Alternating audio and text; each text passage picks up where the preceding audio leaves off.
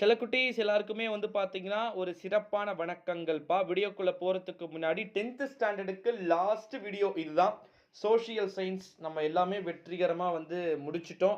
அதற்கான காரணம் எல்லாமே நீங்க தான். 10th ஸ்டாண்டர்ட் எல்லாமே முடிச்சுட்டோம். தமிழ் முடிச்சுட்டோம். இங்கிலீஷ், மேத்ஸ், சயின்ஸ் உட்பட எல்லாமே வந்து நம்ம சேனல்ல வந்து நம்ம அப்டேட் பண்ணிட்டோம். இப்போ லாஸ்ட் சோஷியல் சயின்ஸ் தான் வந்து நம்ம பார்க்க போறோம். சோஷியல் சயின்ஸ் பார்க்கறதுக்கு முன்னாடி நான் சோஷியலில் வந்து சென்டம் மார்க் எடுத்தேன். ஓகேங்களா? 10th இதில் வந்து எவ்வளோக்கு எவ்வளோ சிம்பிளாக முடியுமோ நான் அவ்வளோக்கு எவ்வளோ சொல்கிறேன். அசால்ட்டாக பாஸ் மார்க் எடுத்துகிட்டு போயிடலாம். 35 மார்க் எடுத்தால் பாஸு. குறிப்பாக first fill in the blanks, map, காலக்கோடு, 2 மார்க்கு இதை மட்டும் எழுதுனீங்க அப்படின்னாலே வந்து பார்த்தீங்கன்னா போதும். அடுத்ததாக வந்து பார்த்தீங்கன்னா தமிழ்நாட்டில் இருக்கக்கூடிய சோஷியல் சயின்ஸ் எக்ஸாம் தான் உங்களுக்கு லாஸ்ட் எக்ஸாமும் இருக்க போகுது. இந்த ஒரு சூழ்நிலையில் தான் சோஷியல் சயின்ஸ் அப்படின்னாலே சில பேருக்கு ஹாப்பியாக இருக்கும். பட் இங்கிலீஷ் மீடியம் ஸ்டூடெண்ட்ஸ்க்கு கொஞ்சம் கண்டிப்பாக வந்து கடுப்பாக இருக்கிறதுக்கு வாய்ப்பு இருக்குது. ஏன்னா வந்து பார்த்திங்கன்னா அவங்க வந்து சோஷியல் சயின்ஸில் பெருசாக ஈடுபாடு வந்து காட்ட மாட்டாங்க. ரீசன் என்ன அப்படின்னு வந்து பார்த்திங்கன்னா கண்டிப்பாக சோஷியல் வந்து அவங்களுக்கு ஒரு டஃப்பான சப்ஜெக்ட் அப்படின்றத அவங்களுக்கு வந்து தெரிஞ்சுக்கிட்டாங்க. இந்த ஒரு சூழ்நிலையில தான் சோஷியல் சயின்ஸ்க்கான 1 மார்க் பற்றி தான் நம்ம இந்த வீடியோவில் வந்து பார்க்க போகிறோம். குறிப்பாக வந்து ஃபஸ்ட்டு 14 மார்க் 1 மார்க்கை நீங்கள் கம்பல்சரி ஃபுல்லாக எடுக்கலாம். ஓகேங்களா? நான் கூட 1 மார்க் எழுதும் போது இந்த குறிப்பாக வந்து வேளாண் புரட்சி, அப்புறமா இந்த சணல் சம்மந்தமாக பணப்பயிர்னா என்ன அப்படின்னு சொல்லிட்டு கேட்டாங்க. அதுக்கப்புறமா வந்து பேரிடர் அவசர கால தொலைபேசி நம்பர் என்ன அப்படின்னு சொல்லிட்டு இந்த கொஸ்டின்ஸ்லாம் வந்து கேட்டாங்க. இதில் எனக்கே கொஞ்சம் ஜர்க்கானது என்ன அப்படின்னு வந்து பார்த்தீங்கன்னா, இதுக்கு இதுவாக இருக்குமா, அதுக்கு இதுவாக இருக்குமான்னு சொல்லிட்டு நானே ஏதோ ஓனா அடிச்சு விட்டு தான் வந்தேன். லாஸ்ட் 1 மார்க்ல, அதாவது அந்த 99 மார்க் எடுத்துட்டு 100வது மார்க்ல. பட் அது கரெக்ட்டா இருந்தனால தான் சென்டம் வந்துச்சு. ஸோ அதே போல சோஷியல் சயின்ஸ்ல ஃபர்ஸ்ட்டு 14 மார்க் நம்ம எடுக்கிறதுக்காக நான் ஜஸ்ட் ஒரு 150 மோஸ்ட் இம்பார்ட்டன்ட் 1 மார்க்க மட்டும் தான் நான் நம்முடைய டெலகிராம் குரூப்ல குடுத்துருக்கேன். கீழ டிஸ்கிரிப்ஷன்ல டெலகிராம் குரூப் லிங்க் இருக்கு. மறக்காம ஜாயின் பண்ணிக்கோங்க. 1 மார்க் ஃபினிஷ்டா? 1 மார்க்க முடிச்சுட்டு அப்படியே நம்ம போனோம் அப்படின்னா 2 மார்க் கொஸ்டின்ஸ் குறிப்பாக எந்த ஒரு லெசன்ஸ்லுமே இல்லை. தமிழில் நீங்கள் இவ்வளோ எழுதியிருக்க மாட்டீங்க, இங்கிலீஷில் இவ்வளோ எழுதியிருக்க மாட்டீங்க, மேக்ஸில் 10 2 மார்க் எழுதணும். 15ல் இருந்து ஸ்டார்ட் ஆகிட்டு 28 வரைக்கும் இருக்குது. இதில் கிட்டத்தட்ட வந்து பார்த்தீங்கன்னா ஒரு 14 டு 13 கொஸ்டினை வந்து கொடுத்துட்டு 10 எழுத சொல்கிறாங்க. இதில் குறிப்பாக வந்து எல்லாமே டெஃபினிஷன், எல்லாமே வந்து பார்த்தீங்கன்னா புவியியல், அதுக்கப்புறமா வந்து பார்த்தீங்கன்னா வரலாறு, அதற்கு பிறகு வணிகவியல், பொருளியல் அப்படின்னு சொல்லிட்டு தான் இதில் வந்து இருக்கும். இந்த ஒரு சூழ்நிலையிலே எல்லாமே டெஃபினிஷன். இப்போ குறிப்பாக வந்து பாருங்கன்னா ஒரு எக்ஸாம்பிளுக்கு வந்து சொல்கிறேன். 15 பாருங்க, ரஷ்ய புரட்சியின் உலகளாவிய தாக்கத்தினை கோடிட்டு காட்டுக. ஜஸ்ட் 2 லைன் எழுதுனா வந்து போதும். அடுத்தது 16 முத்து துறைமுக நிகழ்வை விவரிக்க. நம்ம தமிழ்நாட்டை பற்றியே நீங்கள் எழுதலாம். அடுத்ததாக வந்து சுவாமி விவேகானந்தருடைய செயல்பாட்டாருடைய சித்தாந்தத்தின் தாக்கம் என்ன அப்படின்னு சொல்லிட்டு கேட்டிருக்காங்க. இதையும் நீங்கள் ஓனா அடிச்சு விடலாம். அடுத்ததா ஆங்கிலேய இந்தியாவில் விவசாயிகளின் கிளர்ச்சி என்று வகைப்படுத்தப்பட்டுள்ளது. இதுவும் 2 பாயிண்ட் எழுதினா போதும். அடுத்ததா கொடிக்காத்த குமரன், திருப்பூர் குமரனை பற்றி குறிப்பு வரைக. நம்ம தமிழ்நாட்டை பற்றியே நீங்கள் எழுதலாம். அவர் எப்படி இறந்தார், எங்கே பிறந்தார் என்பது கொஸ்டின்ல இருக்கு. திருப்பூர்னு சொல்லிட்டு திருப்பூர் மாவட்டத்தில் பிறந்தவர் திருப்பூர் குமரன். இவரை வந்து நம்ம கொடிக்காத்த குமரன் என்றும் அழைக்கப்படுவார் அப்படின்னு சொல்லிட்டு சும்மா ஒரு பாயிண்ட் நீங்கள் எழுதிங்கன்னா கூட 1 மார்க் கிடைக்கும். அடுத்தது 20 பருவமழை வெடிப்பு என்றால் என்ன? What is burst of monsoon? அதாவது இப்போ திடீர்னு மழை பெய்யுது பார்த்தீங்களா, மழை பெஞ்சிட்டே இருக்கும், ஒரு 10 நிமிஷம் மட்டுமே வந்து பார்த்தீங்கன்னா பேய் மழை மாதிரி பெய்யும் பார்த்தீங்களா, அதுதான் பருவமழை வெடிப்புன்னு வந்து கொடுத்துருக்குறாங்க. அடுத்ததாக வந்து பார்த்தீங்கன்னா 21 கலப்பு மேலாண்மை என்றால் என்ன? அதாவது மிக்ஸ்டு ஃபார்மிங் அப்படின்னு வந்து கேட்டிருக்கிறாங்க. அடுத்ததாக தகவல் தொடர்பு என்றால் என்ன? அதன் வகைகள் என்ன? 22 what is a communication, what are it's types அப்படின்னு சொல்லிட்டு அதோடைய டெஃபினிஷன் வந்து கேட்டிருக்கிறாங்க. அப்புறமா அதோடைய பார்ட் வகைகளை வந்து கேட்டிருக்கிறாங்க. அடுத்ததாக வந்து கடல் பாதுகாப்பு மேலாண்மையில் சதுப்பு நில தாவரத்தின் பங்கு என்ன? நம்ம தமிழ்நாட்டிலே சதுப்பு நிலம் இருக்குது. எங்கே? பிச்சாவரம் இருக்குது, உங்களுக்கே தெரியும்னு நினைக்கிறேன். அடுத்தது இந்திய குடியரசுத் தலைவர் எவ்வாறு யாரால் தேர்ந்தெடுக்கப்படுகிறார்? இதுக்கு ஒரு பெஸ்ட் பாயிண்ட்டு. இப்போ நம்முடைய தமிழ்நாட்டுடைய குறிப்பாக இந்தியாவுடைய குடியரசுத் தலைவர் யார்? உங்களுக்கே தெரியும்னு நினைக்கிறேன். திரௌபதி முர்மு அப்படின்னு நீங்கள் ஜஸ்ட் ஒரு பாயிண்ட்டை மட்டும் எழுதுனீங்கனாலே உங்களுக்கு ஆஃப் மார்க் கிடைக்கிறதுக்கு வாய்ப்பு இருக்குது. அடுத்தது 25, 26, 27, 28 எல்லாமே வந்து பார்த்தீங்கன்னா உங்களுக்கு காமர்ஸ் எக்கனாமிக்லேருந்து கேட்டிருக்கிறாங்க. இதில் குறிப்பாக வந்து 28 இஸ் கம்பல்சரி கொஸ்டின். நமது இந்திய நாட்டின் வெளியுறவு கொள்கையின் முக்கிய நோக்கங்கள் யாவை? இப்போ மோடி வந்து அடிக்கடி வெளியே போகிறார். இப்போ நம்முடைய பிரைம் மினிஸ்டர் அவர் வெளிநாட்டுக்கு போயிட்டு என்னென்ன பண்ணுறாரு, குறிப்பாக வந்து சுற்றிட்டு பார்த்துட்டு வர்றாரு அப்படின்லாம் எழுதிடாதீங்க. அங்கே போனீங்க அப்படின்னா அங்கே இருக்கக்கூடிய கம்பெனிஸ் மூலமாக இங்கே இருக்கக்கூடிய இந்தியர்களுக்கு வேலை வழங்குவது அப்படியெல்லாம் வந்து பண்ணுறாங்க. அதை நீங்கள் எழுதலாம்.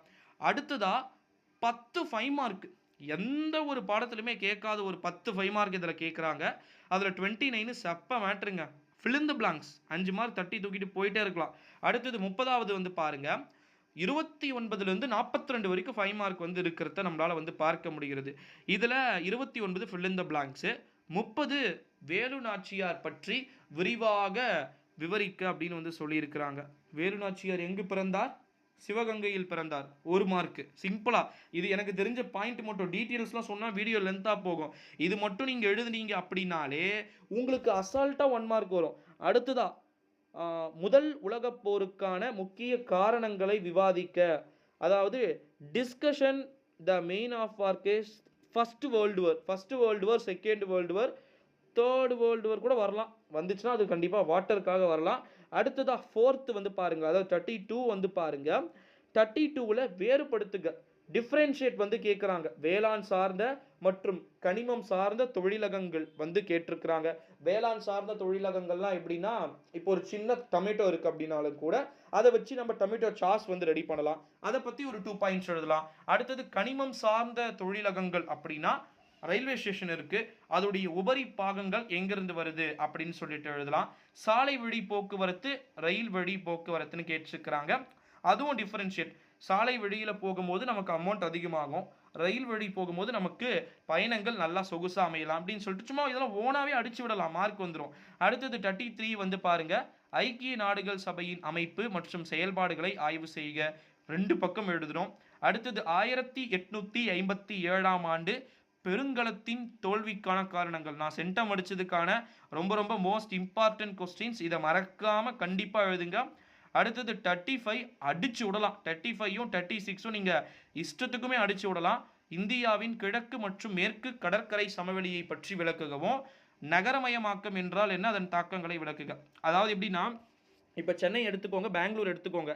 நகரமயமாக்குதலுடைய விளைவின் காரணமாக தான் ஒரு சின்ன மழை பெஞ்சாலும் கூட தாங்க மாட்டேங்குது அப்படின்னு எழுதலாம். வடிகால் வாரியம் சரி பண்ணணும் அப்படின்னு சொல்லிட்டு எழுதலாம். இதெல்லாம் ஓனா எழுதி விட்டு 5 மார்க் டு 10 மார்க்கை அசால்ட்டாக தட்டிட்டு போயிடலாம். அடுத்ததாக 37 குறிப்பாக வந்து பவர் ஆஃப் த கவர்னர், ஆளுநரின் பல்வேறு அதிகாரங்கள் பற்றி விவரிக்க அப்படின்னு வந்து கேட்டிருக்காங்க.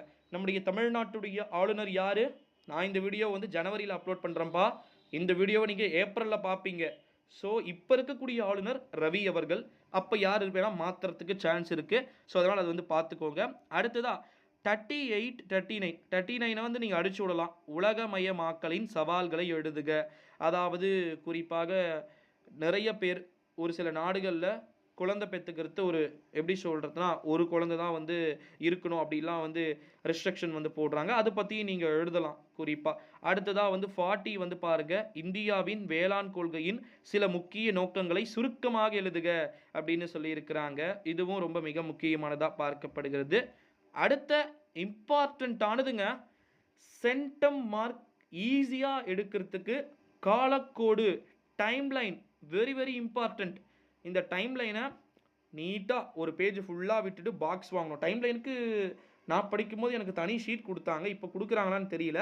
அந்த டைம்லைனுக்கு அந்த ஷீட்டை வாங்கிட்டு பாக்ஸ் போட்டுட்டு இயர் 5 வருஷம் 10 வருஷம் கேப் போட்டுட்டு 1920 1940 வரையிலான ஆண்டுக்கு உட்பட்ட 5 முக்கிய நிகழ்வுகள், குறிப்பாக வங்கப் பிரிவினை எழுதலாம், முதல் உலகப்போர் எழுதலாம், 2ஆம் உலகப்போர் எழுதலாம். எனக்கு தெரிஞ்ச 3 நான் சொல்லிட்டேன், மீதி 2 எனக்கு ஞாபகம் இல்லை. நீங்கள் தெரிஞ்சது எழுதலாம். இப்போ நான் சொன்னது 3 நீங்கள் எழுதுனீங்களே உங்களுக்கு 3 மார்க் கிடைக்கும்.